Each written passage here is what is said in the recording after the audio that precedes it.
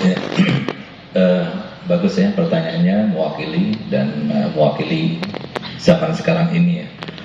Yang pertama terkait dengan dalail. Dalail itu adalah kumpulan sholawat kepada Nabi SAW yang di situ memuat 1000 namanya Nabi. Itu diantara keistimewaannya dalail. Di situ ada memuat 1000 nama Nabi. Sedangkan hikmahnya ataupun faedahnya banyak sekali. Diantaranya orang kalau melazimi baca dalail, sedikit sekali yang nggak bermimpi Nabi SAW. Jadi baik itu sehari sampai hatam ataupun per hari, ada hari Senin, Sabtu, Ahad dan sebagainya. Itu biasanya kalau baca itu, kalau asalkan hatinya bersih, dia bermimpi Nabi SAW. Dan mimpi Nabi harus dijadikan sebagian daripada orientasi kehidupan kita. Kenapa? Kalau kita mimpi Nabi walaupun sekali, dan tidak bakal bohong kalau kita mimpi Nabi, asalkan kita nggak bohong yang bermimpi. Karena tidak mungkin setan itu akan menyerupai Nabi, nggak mungkin. Kata Nabi, "Man ra'ani fil manam faqad ra'a haqqa fa inna syaitan la yatamatsalu bi." Barang siapa melihatku dalam tidurnya, berarti dia melihat sebuah kenyataan kebenaran, karena setan tidak akan menyerupai aku. Dalam hadis sahih yang lainnya, "Man ra'ani fil manam fasayarani fil yaqta." Ini yang kita harapkan. Siapa yang melihatku dalam tidurnya, suatu saat dia akan melihatku dalam keadaan terjaga. Kata ulama, kalau dia itu berhak mendapatkan kemuliaan tersebut karena kewaliannya, di dunia dia bisa melihat langsung terjaga. Kalau nggak berhak, maka waktu dia meninggal Rasulullah hadir. Kalau nggak berhak juga, nanti di padang mahsyar pasti berjumpa dengan Nabi Muhammad SAW. Nah, jadi sehingga apa? Di antara orientasi hidup kita harus mimpi Nabi Muhammad. Jadi di antara doa para solihin supaya bermimpi Nabi Muhammad SAW. Nah, jadi dalail itu adalah nomor satu, paling mujarab itu untuk bermimpi Nabi SAW. Dalail itu dikarang oleh Sayyidina Sulaiman Al-Jazuli. Sayyidina Sulaiman Al-Jazuli ini adalah orang alim, pengarang kitab, ahli fikih, ahli ilmu alat. Suatu waktu dia itu mau sholat di rumahnya nggak ada air. Pergilah dia ke sumur. Ternyata sumurnya juga kering. Bingung dia, rumah nggak ada, di sumur umum juga nggak ada. Ketika dia itu sudah mengikat bajunya untuk ngambil air tapi nggak ada airnya, berpapakanlah bersama anak kecil. Akhirnya dia tanya, "Siapa engkau?" Saya Sulaiman Al-Jazuli. "Oh, yang terkenal itu, yang alim itu kan?" "Ya." "Ngapain aku melihat kamu seperti kebingungan?" "Geliat, saya mencari air, nggak dapat airnya itu." "Hanya cari air bingungan? Sini, ikut aku." Dibawa oleh anak kecil itu ke sumur itu tadi, diludahi oleh anak kecil itu, langsung air itu ke atas. Kaget ini orang alim, ini anak kecil. Bagaimana kau dapatkan ini? Berkatnya salawat kepada Nabi SAW. Nah, sehingga Pak, mulai saat itu dia kemudian akan menghabiskan sisa waktunya untuk membuat salawat kepada Nabi SAW. Maka keluarlah dalailul khairat itu. Nah, terus yang kedua, yang money politik begini ya. Saya berharap semoga mereka itu niatnya sedekah. Walaupun ada sebagian yang bukan niatnya sedekah, karena buktinya setelah nggak kepilih diminta lagi kadang-kadang. Nah, itu yang masalah itu. Dan saya ini pengalaman. Saya kan public figure ya, di pondok ini semuanya datang ya. Kadang-kadang kalau orang seperti mereka itu kita terima uangnya, ya. Kalau seumpama saya terima karena nggak enak kalau menolak, padahal sudah kasih tahu ke sini, fadol, jangan bawa atribut, jangan bawa apa-apa.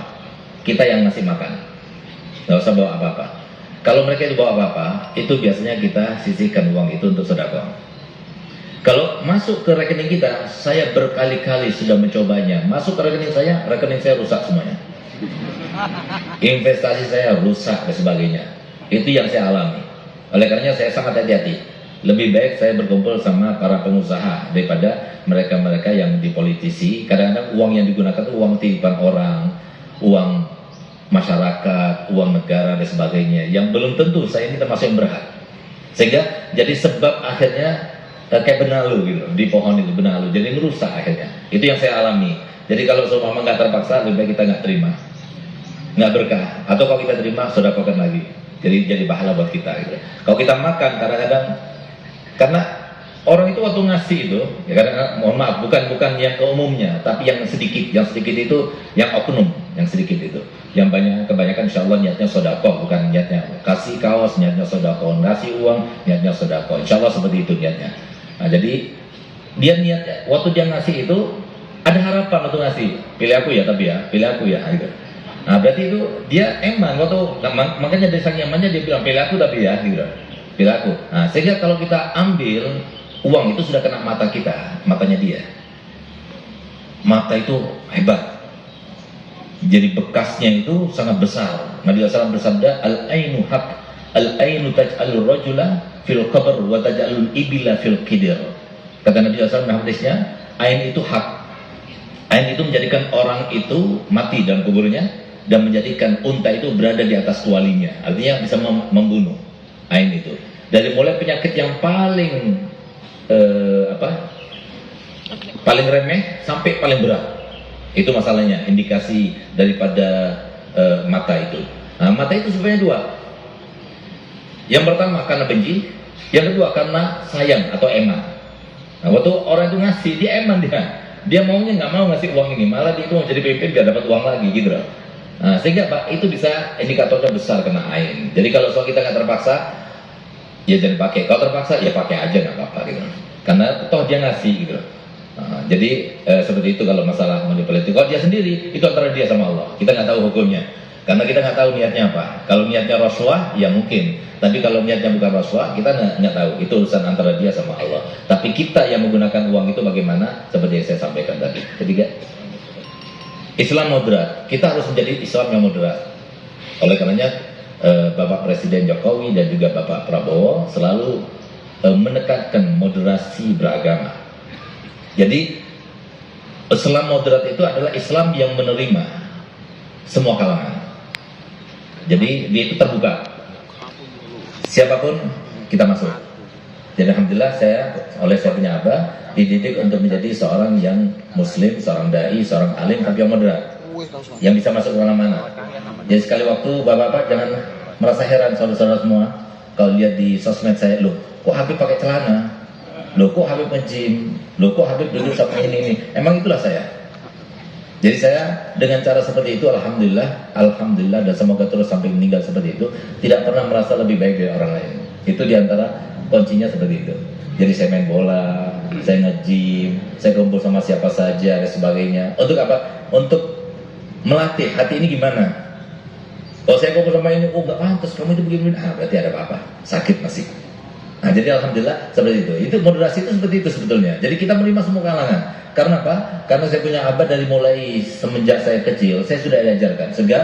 Jangan pernah merasa lebih baik dari satu orang pun. Saya tanya, walaupun dari orang kafir, non muslim, walaupun dari orang fasik, walaupun dari orang yang pegang botol minuman, walaupun orang tatuan, rambutnya panjang, walaupun kata saya punya abah. Kenapa? Karena Rasulullah telah bersabda dalam hadisnya, fa innal umura kullaha bi khawatimiha. Gak ada yang tahu kita. Iya sekarang saya begini, tapi akhirnya umur saya gimana? Gak ada yang tahu. Iya antum begini, masya Allah, tetangga antum sekarang nggak mau hadir kajian, paling alergi dalam kajian. Tapi gimana akhirnya kita nggak tahu. Cukup kita belajar pada iblis 184.000 tahun beribadah kepada Allah, 60.000 tahun jadi ketuanya malaikat, tapi lihat bagaimana akhirnya dikutuk sama Allah untuk selama-lamanya. Jadi jangan sampai kita itu merasa dengan ibadah kita sudah merasa pantas untuk mendapatkan ridha Allah. Belum tentu, karena Allah nggak perlu kepada ibadah kita. Allah juga tidak membahayakannya maksiat kita. Jadi pandanglah semua orang, bahwasanya semua orang disayang sama Allah. Walaupun yang muslim, karena belum tentu dia meninggalnya juga seperti itu. Nah, jadi kalau kita menerapkan yang semacam itu, itulah ajarannya Nabi Muhammad SAW. Ingatkan bagaimana anak muda yang notabene dia seorang Yahudi, yang cinta betul kepada Nabi Muhammad SAW, setiap hari hampir datang ke rumah Nabi. Sampai ketika sakit anak muda itu didatangi oleh Nabi.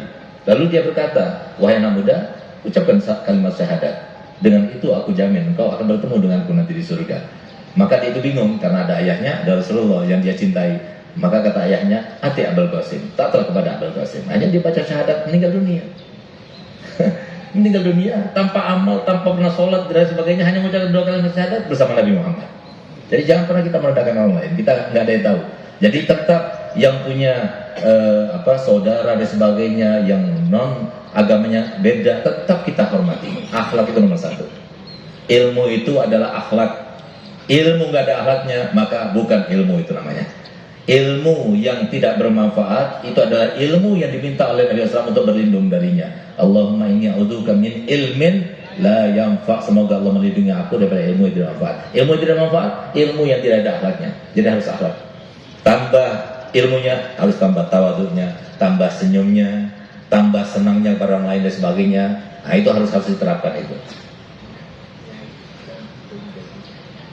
Nah, kenapa kiai itu tidak mencalonkan dirinya untuk menjadi seorang politisi? Ya, itu penting. Tadi sudah dijawab ya sebetulnya. Jadi artinya apa? Rasulullah itu adalah seorang alim, tapi sekaligus dia seorang pemimpin. Sayyidina Abu Bakar itu seorang yang paling alim di kalangan sahabat Nabi, tapi beliau juga sebagai khalifah. Begitu pula Sayyidina Umar, Sayyidina Ali, Sayyidina Utsman, semuanya para ulama tapi menjadi khalifah. Paling alim pada zamannya Sayyidina Utsman, Sayyidina Abu Bakar, Sayyidina Umar, Sayyidina Ali, semuanya paling alim tuh. Nggak ada yang lebih alim daripada mereka berempat, tapi mereka menjadi khalifah. Masalahnya oknum-oknum yang terjadi setelah itu yang mengotori politik itu. Sehingga sekarang kalau seumpama saya masuk ke dalam politik karena saya dilihatnya dipandangnya, kayaknya orangnya baik nih, kayaknya orangnya senyum terus, pengen pemimpin bupati yang senyum terus misalnya gitu. Kayaknya baik ini. Kalau saya masuk di sini, kan politik ada pilihan. Kalau saya masuk di yang bajunya merah misalnya, yang baju hijau, mereka yang suka merah, ya dia akan dukung saya. Tapi yang hijau nggak mau lagi sama saya. Akhirnya jamaah subuh Abu Sal terpecah. Yang datang yang pakai merah saja nanti kepada saya. Nah itulah makanya saya nggak masuk sana. Jadi saya punya abah, waktu saya umur 7 tahun, 11 tahun, pesan juga begini. Segera, Abi nggak pernah maksa kamu jadi orang alim. Silahkan mau jadi apa saja silahkan. Abi nggak pernah maksa. Tapi ingat, kalau memilih ilmu jalur hidup ente, mulai saat itu ente bukan milik ente. Ente bukan milik keluarga ente. Ente milik Allah, milik Rasulullah, milik umat. Sehingga kenapa sampai sekarang saya masih main bola, saya olahraga dan sebagainya, karena badan saya bukan milik saya. Jadi harus saya jaga stamina dan sebagainya. Jadi begitu pula para dokter, begitulah mereka yang dibutuhkan oleh masyarakat, itu harus menjaga dirinya karena mereka bukan milik mereka sendiri, tapi milik Allah. Ketika kita sudah seperti itu orientasinya, maka Allah akan mudahkan, semuanya akan diberikan Allah Ta'ala di dunia, apalagi nanti di akhirat. Jadi semoga seperti itu. Oleh karenanya, jadi ulama sekarang kalau masuk ke politik, akhirnya jadi seperti itu. Yang kedua, kenapa ulama masuk politik? Ulama itu derajatnya tinggi sekali. Apapun yang dilakukannya, camkan baik-baik. Apapun yang dilakukan ulama mau masuk politik, ulama mau mencaci, mau maki dan sebagainya, ingat kebaikannya ulama lebih banyak daripada kesalahannya. Jangan dikit-dikit, jangan dibicarakan. Karena apa disebutkan dalam kitab-kitab kuning, berghibah itu hukumnya dosa kecil kalau yang dighibahi itu adalah orang biasa. Tapi kalau sudah dighibahi ulama, siapapun dia, maka dosanya menjadi dosa besar. Sehingga apa takutnya dengan kalau semua kita masuk politik hanya ngomongin saya atau ngomongin fulan-fulan yang alim itu, akhirnya dia kena ketulaknya. Nauzubillah, akhirnya dia berdosa besar. Itulah makanya sekarang menghindari. Tapi kalau ada ulama yang masuk, dia termasuk ulama yang kuat sudah. Jadi kalau saya belum kuat, saya belum ahlinya di situ, sehingga saya biarkan di sini saja bersama antum saja. Jadi saya bersama pelayannya Jamaah Subuhan Al-Bushra itu saja. Nah, jadi belum bisa untuk menjadi bupati, belum bisa. Tapi kita doakan semoga bupati yang akan datang yang terbaik buat kita. Siapapun saudara kita, semua yang terbaik. Pokoknya yang rukun.